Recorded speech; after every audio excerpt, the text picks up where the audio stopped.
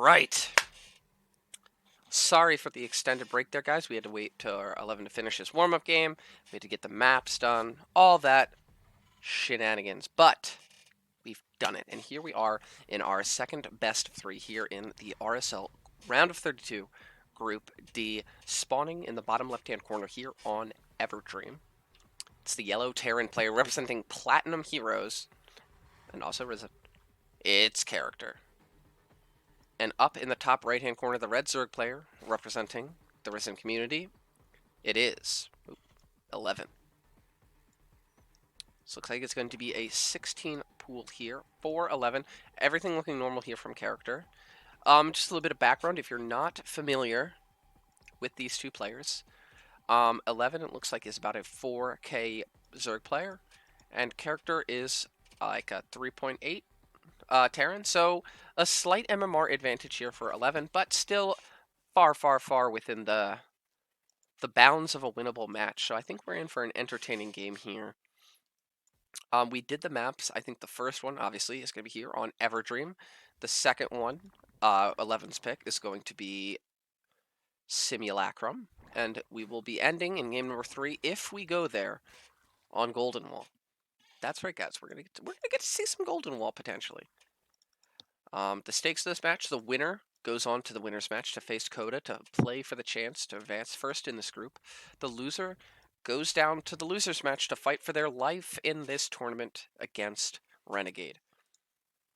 Neither of those propositions seem particularly appealing, though obviously going to the winners match, giving yourself the chance to play for first, and securing that your next match isn't planned for your life is a big boon here. So both these guys going to have to bring their A game here against each other. It's looking, guessing we're going to see the reactor come down shortly. There it is. It's looking like a reactor Hellion build here from CharactR.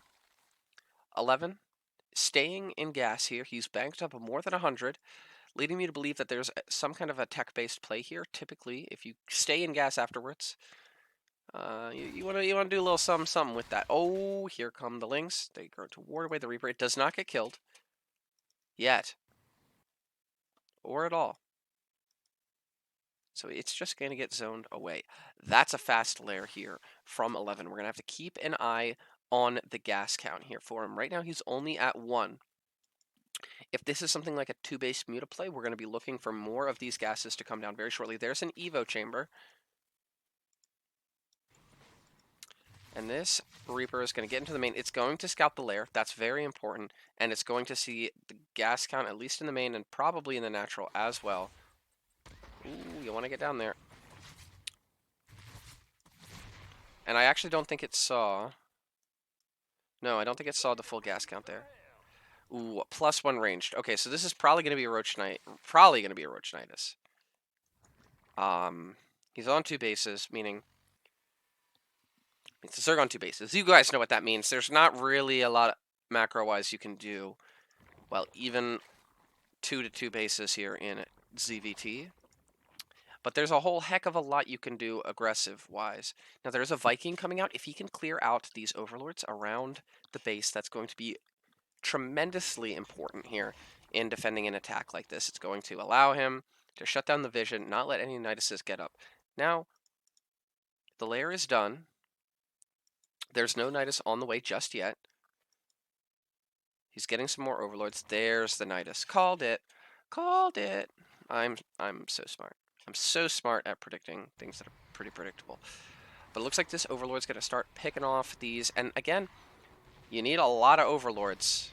You need a lot of Overlords here for Roach play. They're super, super supply-intensive units, and cutting off his ability to at least initially get into the main. Now there's 2 Liberators on the way, a 3rd CC as well, and only Hellions. If a Nidus gets down, and he gets these +1 Roaches across the map, outside of these Liberators, there's nothing really that packs enough of a punch to really challenge these Roaches. Ooh, he's actually sending the Liberators out on the map. There's the Nidus Swarm. We're going to have to see what the reaction here is from CharactR. So far, nothing. He's sending everything out on the map. Ooh. I feel like this could get really, really dicey here for him. There's the Nidus Worm. He tries to pull. Not going to be in time. These roaches are going to get unloaded. They do have +1 attack as well. And again, there's just not a lot here to challenge them. That's a lot of HP he's got to chew through. And he doesn't really have any damage dealers here in this army just yet. He's going to get these Liberators set up. That's going to be nice, but 11 can effectively dodge around the Liberation zones while clearing out SCVs.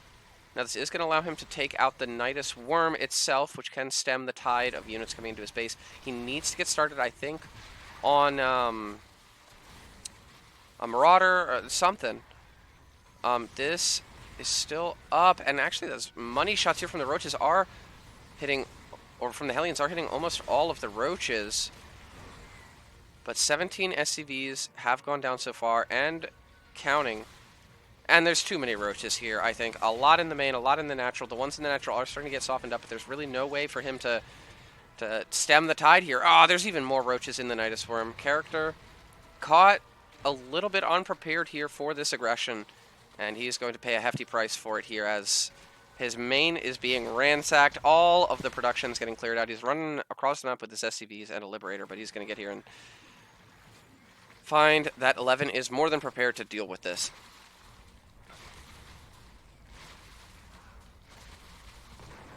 The starport's going to get cleared out. Here come the SCVs. They're going to run directly into Roaches. Liberator going to get picked off. CharactR is down to 6 supply. GG is called. As 11 takes a fairly straightforward map number 1. In the chat, Kyojin says, tank is the answer to Nidus, right? Yeah. Simulacrum. Great map. Renegade's favorite map. I'm pretty sure he said it's his favorite map. Yeah, he definitely said that. But my tired ramblings aside, let's get directly into introducing our players. Down in the bottom right-hand corner as the yellow Terran player, it is CharactR. And up in the top left-hand corner, the red Zerg player, it is 11. I don't know if any of you out there have also seen Stranger Things, but I, for one, cannot hear 11 and not think of 11 from that show. But that's my cross to bear. It's my cross to bear. But right now, we're just going to keep an eye on the build orders. It looks really normal. He's just going to take a fast expand. He's going to do his Reaper expand, and yeah, we got a minute to kind of watch these builds develop. So I'm going to take that opportunity to say, if you're enjoying the streams, the casts, make sure you follow myself, follow Renegade. We have done already a lot of the casting for these first 2 groups, and we will probably continue to be doing so. So there's a lot more content on both of our channels. It's going to be coming up between the Risen Competitive Clash and the RSL. So if you enjoy watching nerds play StarCraft, yeah, well, you're in the right place. You're in the right place. Looks like the Rax is going to finish up. He's going to start taking his low ground expo. Scouting around. He's going to see everything is Normalsville here in the Zerg base. Only 2 in gas right now. There's that 3rd. He's rallying them in. And 11 went for a pretty sharp timing in that first game. We're going to have to see if he plays out a little bit of a longer game, or if he kind of smells blood a little bit and goes for a similar attack, or maybe a different attack of a similar nature. Just try and close this series out without, maybe tipping how he likes to play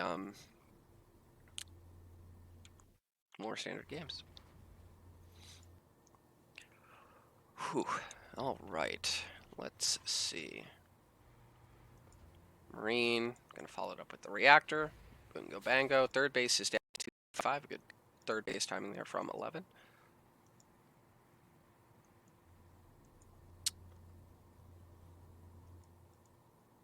This is the Reaper. I believe he checked the 3rd. Yes, he did. Now he's going to scout around town. Kind of loop his way back around. Oh, he might be able to just run into the main if he wants to. Is not going to do that, at least not right away. These 4 lings are going to go across the map. That could be a little bit annoying, as it's going to be a minute until we have any Hellions out. But the CC is finished, so, I mean, he can always just lift it, evacuate to the high ground, and Wait till he has these Hellions up.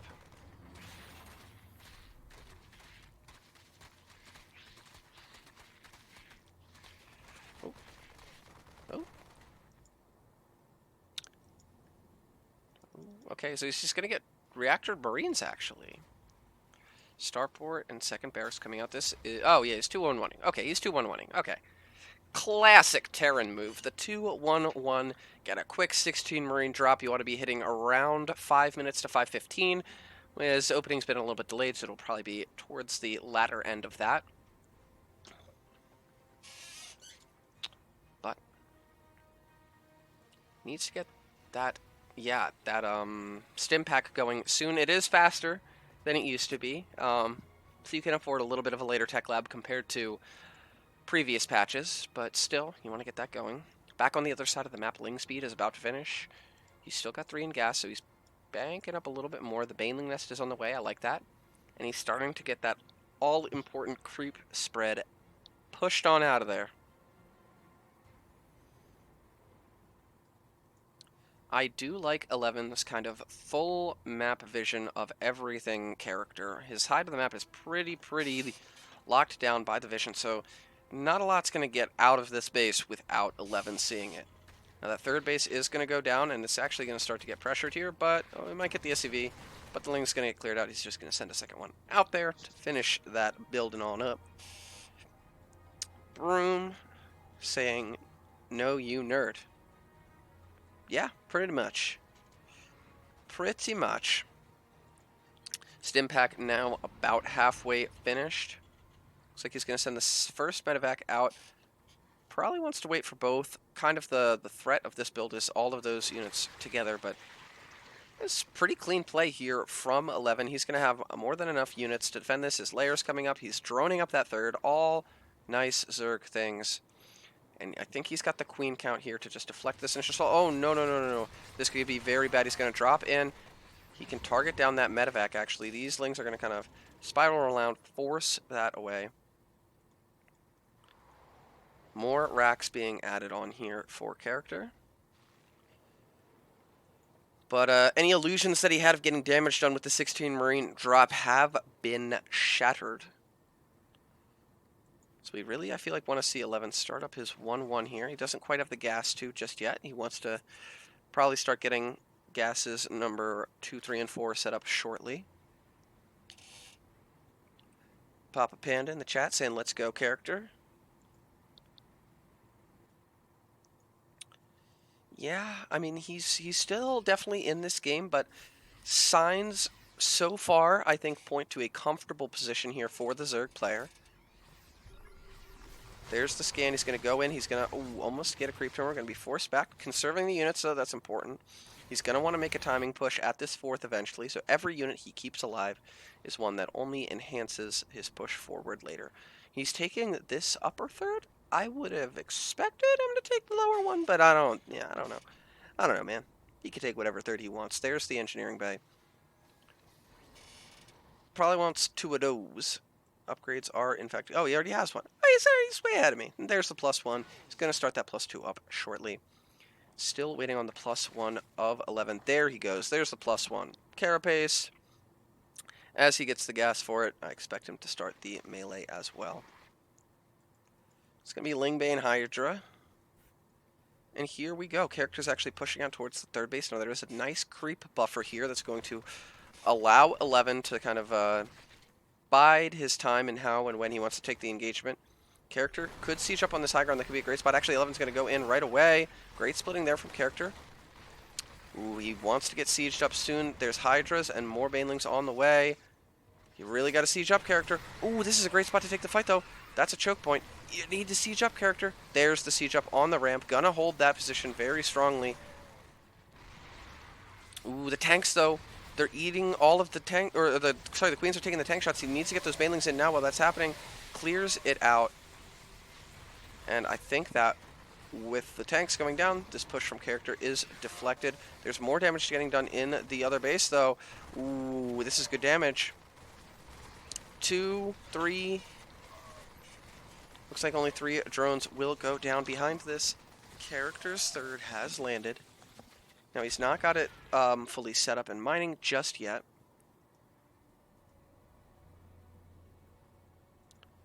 But that will probably... Yep, there he goes. Getting that up in mining. The 4th of 11 is starting to get going here. I love that Hydra skin. That's pretty sick. That's pretty sick.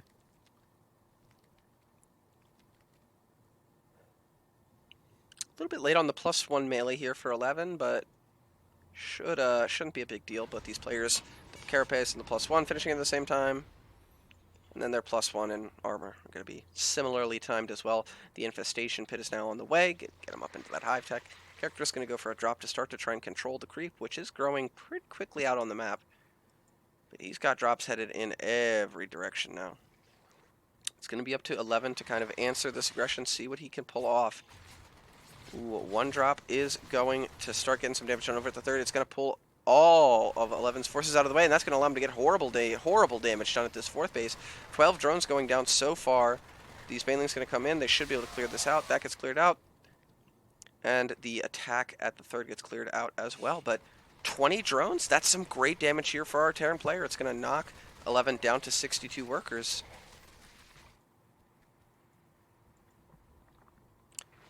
Which are being forced to be remade now.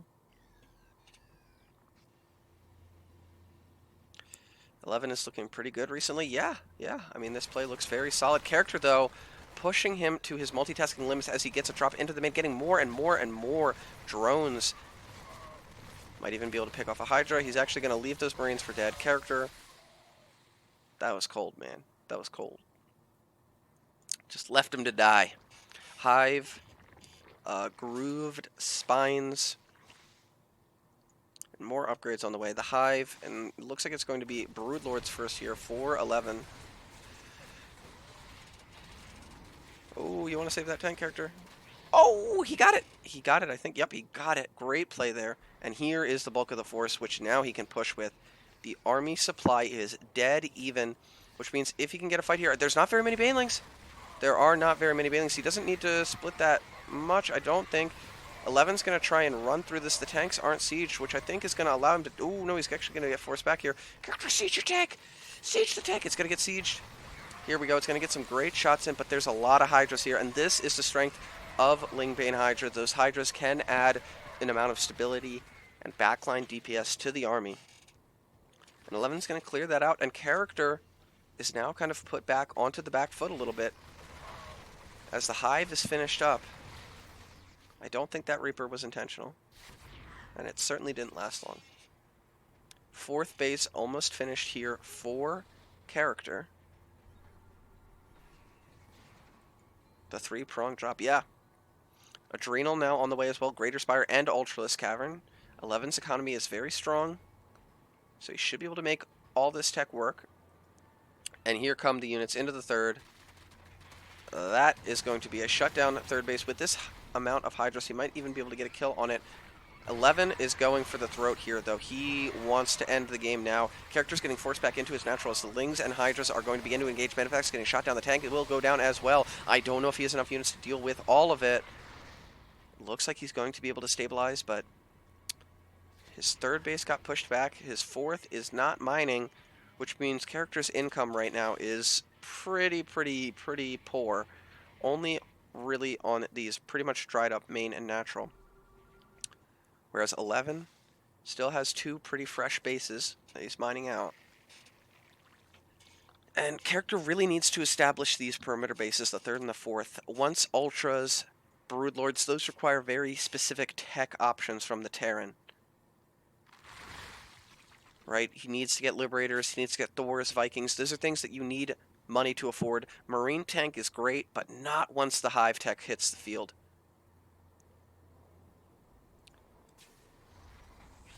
Here comes 11 once again, going to harass this 3rd base right as it tries to land. Going to clear out some SCVs. Here comes Character's army. He's going to try and take this engagement, but these Hydras are standing strong, clearing them out. These trades, again, while maybe not perfectly efficient, are totally worth it. Oh, no, this wouldn't be. Yeah, you don't want to run your units that way. The tank count's pretty high, though. Their bio is just... There's just not enough bio, I don't think. Oh, no.